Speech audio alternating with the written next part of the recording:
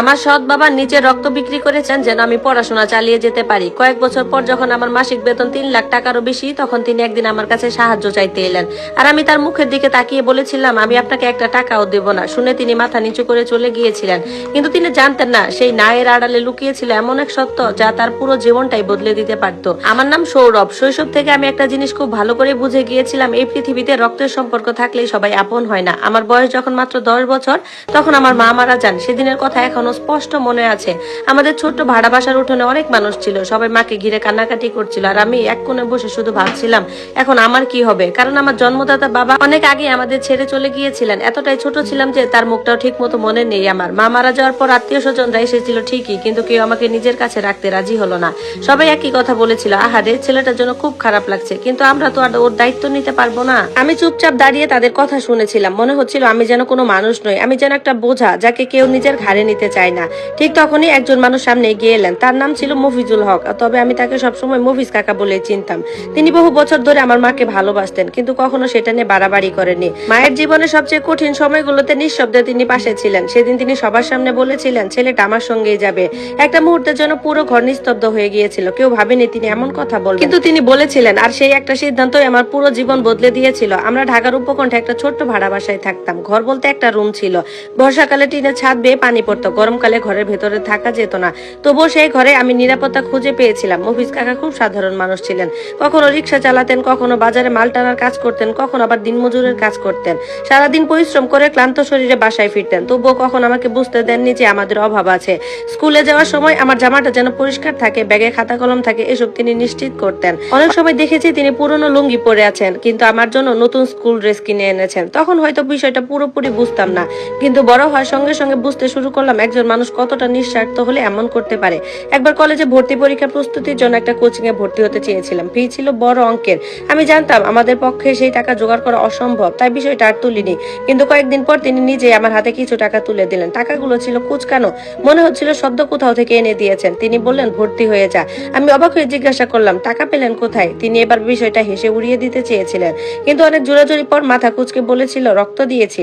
আমি হতবাক হয়ে গিয়েছিলাম। মানে? তিনি বললেন, হাসপাতালে রক্তদান করেছি, কিছু টাকা পাইছি, কোনো সমস্যা নাই, তুই ভর্তি হয়ে যা। সেদিন রাতে আমি বিছানায় মুখ গুজে কেঁদেছিলাম।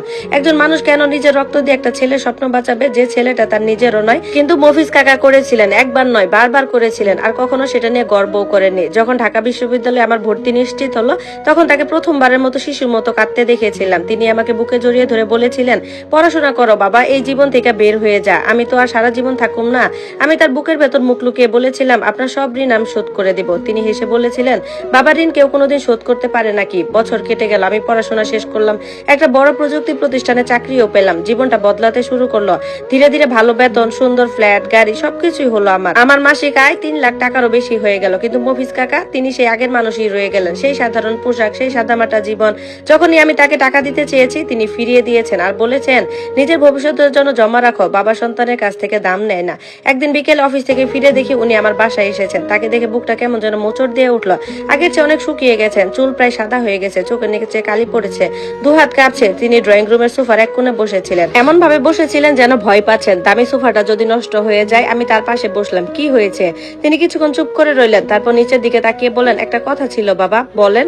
তিনি অনেক কষ্টে বললেন, ডাক্তার কইছে একটা অপারেশন লাগবে, অনেক টাকার প্রয়োজন, 30 লাখের মতো। আমি চুপ করে শুনছিলাম। তিনি আবার বললেন, আমি জানি অনেক টাকা, তুই চাইলে ধার হিসেবে ধরিস, আমি আস্তে আস্তে শোধ কইরা দিব, দরকার হলে রাস্তায় বসে কিছু বিক্রি করবো। আমি তার মুখের দিকে তাকিয়ে রইলাম, সেই মানুষটার দিকে যিনি নিজের ক্ষুধা লুকিয়ে আমার জন্য খাবার কিনেছেন, নিজের স্বপ্ন বিসর্জন দিয়ে আমার স্বপ্ন বাঁচিয়েছেন, নিজের রক্ত বিক্রি করে আমার পড়াশোনা চালিয়ে গেছেন। তারপর আমি গভীর শ্বাস নিয়ে বললাম, আমি পারবো না। তিনি মাথা তুললেন। আমি আবার বললাম, আমি আপনাকে একটা টাকাও দেবো না। মুহূর্তের মধ্যে তার মুখের রংটা বদলে গেল, চোখ দুটো ভিজে উঠলো। তবুও তিনি কিছু বললেন না, কোনো অভিযোগও করলেন না, শুধু ধীরে ধীরে মাথা নেড়ে বললেন, ঠিক আছে বাবা, আমি বুঝছি। তারপর উঠে দাঁড়ালেন, তার পুরনো টুপিটা হাতে নিলেন আর দরজার দিকে হাঁটতে লাগলেন। আমি তাকে থামালাম না। দরজা বন্ধ হওয়ার পর আমার স্ত্রী অবিশ্বাসের চোখে আমার দিকে তাকিয়ে বলল, এটা তুমি করতে পারলে? আমি কোনো উত্তর দিলাম না, চুপচাপ গাড়ির চাবিটা তুলে নিয়ে নিচে নেমে গেলাম। তারপর দূর থেকে তাকে অনুসরণ করতে লাগলাম। কিন্তু তিনি হাসপাতালে গেলেন না, কোনো ডাক্তারের কাছেও গেলেন না। ধীরে ধীরে হাঁটতে হাঁটতে একটা ছোট্ট মসজিদের সামনে গিয়ে বসলেন। চারপাশে কেউ ছিল না। হঠাৎ দেখলাম তিনি 2 হাত দিয়ে মুখ ঢেকে কাঁদছেন, একটা ভেঙে পড়া মানুষের মতো কাঁদছেন। আর ঠিক তখনই আমি গাড়ির ভেতর থেকে সেই খামটা বের করলাম, যেটা গত 3 মাস ধরে লুকিয়ে রেখেছিলাম। খামের ভেতর ছিল তার অপারেশনের পুরো খরচ পরিশোধের কাগজ, তার নামে কেনা নতুন বাড়ির দলিল, আর একটা রিপোর্ট, যে রিপোর্টের প্রথম লাইন পড়ে পড়ার পর আমি আর কখনোই পুরোটা পড়ে শেষ করতে পারিনি, কারণ সেখানে লেখা ছিল ডিএনএ পরীক্ষার ফলাফল অনুযায়ী মফিজুল হক শুধু সৌরভের মায়ের স্বামী ছিলেন না, বরং তিনি। ধন্যবাদ সবাইকে। গল্পটি কেমন লাগলো সবাই জানাবেন। এটি ছিল গল্পের প্রথম পর্ব, আর বাকি পর্বগুলো